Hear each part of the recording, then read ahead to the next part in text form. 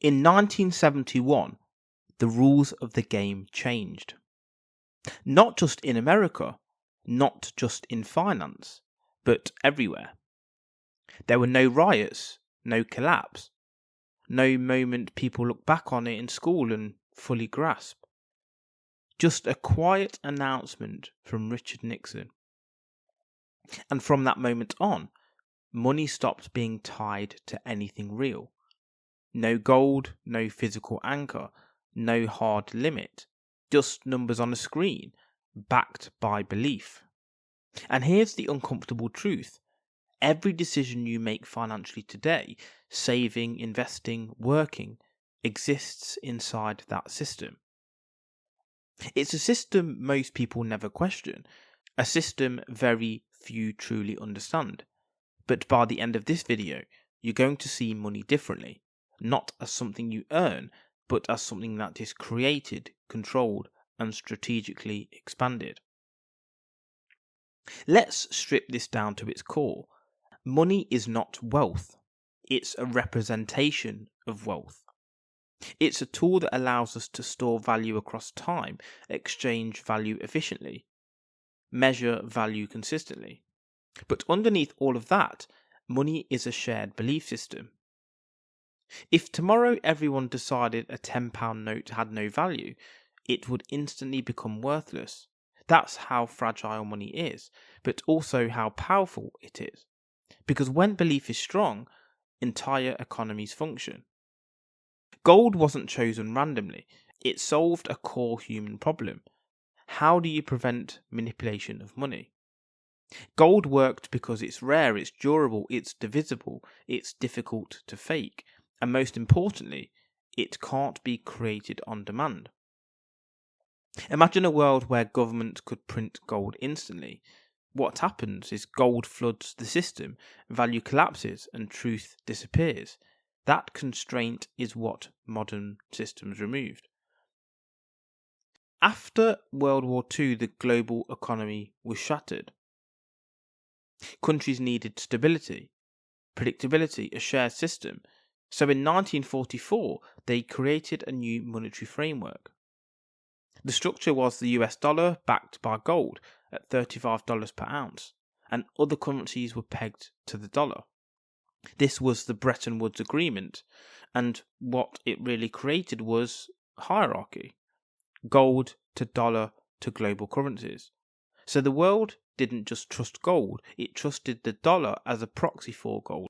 This is why it was genius, because it solved two problems: stability, with the gold backing, and efficiency, dollar as the medium.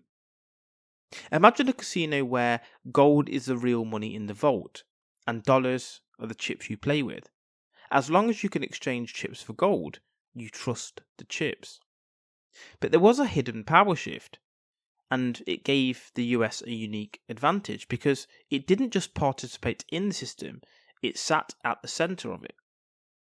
Over time, the US began spending far beyond its gold reserves, the Vietnam War, social programs, global influence, and instead of cutting spending, more dollars were created.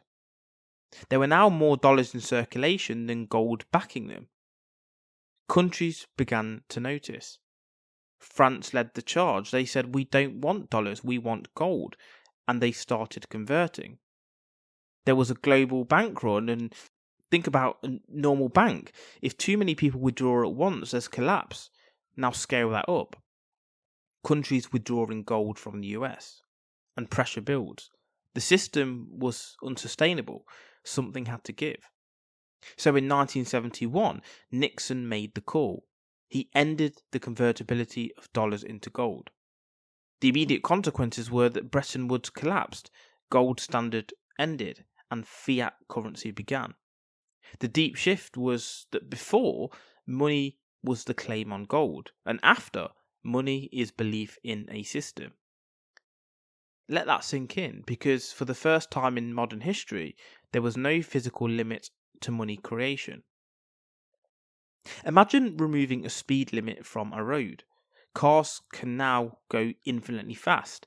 What happens is power increases, but so does risk, and that's fiat money.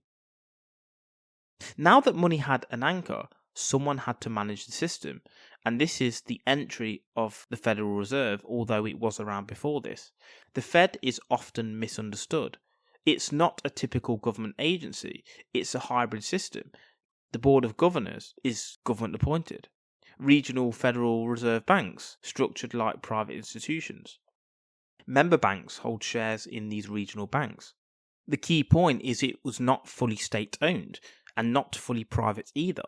It operates in a unique middle ground. So why does this matter? Well, it means that it has independence from political cycles, but also influence from the banking system. So what does the Fed actually control? Well, interest rates, the cost of borrowing, the money supply, liquidity, and credit conditions, the ease of lending. It has targets. It wants inflation to be at 2% per annum, but the real power is that the Fed doesn't control what you do. It controls the environment in which you make decisions. So you're driving your financial life, and the Fed controls speed limits, road conditions, fuel availability. You still drive, but within their framework. And then there's the fractional reserve banking system. This is the part that changes everything. Banks don't just hold money, they create money. So let's say you deposit £1,000. Bank keeps a fraction of that, for example 100. It lends 900. That 900 gets deposited elsewhere, and then that bank lends again. That original 1,000 has become 5,000, 10,000 or more, and that's the multiplier effect. The reality is that most money in the system was never printed. It was created through lending or debt. One voice echoes across a canyon, becoming many. But it all started from one source, and that's the echo chamber. Here's a critical insight. If loans are repaid and not replaced, money supply shrinks. So, debt is not optional in this system, it's essential. And here's the fragility, because it's built on trust, isn't it? This system only works because people believe it works. If everyone withdraws the money, it's not even there, because it's been lent out, invested, and circulated. Money is mostly digital, numbers on screens, and if money is just numbers, what gives those numbers value? Collective belief and system stability. And here comes the petrodollar. After abandoning gold, the US needed a new anchor. The strategy was to make the dollar essential, so deals were made. Oil would be traded globally in US dollars. And why this was important was because oil is the most important global resource. Every country needs it, and therefore every country needs dollars. The result was that even without gold, the dollar remained dominant. Imagine oxygen could only be bought through one currency. That currency becomes unavoidable. So let's get the full picture and connect everything. The Bretton Woods Agreement wanted stability via gold, and then Nixon came and removed gold as the constraint. The Federal Reserve were the managers, and the fractional reserve banking system expands the money supply, and then the petrodollar sustains demand. The modern reality is that we now live in a system where money can be created rapidly, debt fuels growth, and inflation is built in. And this isn't theory, this shapes your life. Inflation is there, and your money loses purchasing power over time. What about asset inflation? Property prices, stock rises, and wages lag behind. And there was a hidden transfer. Wealth shifts from cash holders to asset holders. The game is that if the money supply increases faster than productivity, value per unit falls. So imagine a game where new money can be created at any time. Rules can shift. Some players understand this deeply. So who wins? The informed players. Money today is not what it used to be. It's not gold, it's not fixed. It's flexible, it's psychological, it's engineered. The biggest advantage in today's world isn't intelligence. It's not effort. It's understanding the system everyone else is blindly operating inside. If you like this episode, don't forget to follow, subscribe and comment. And just a quick shout out to our sponsors.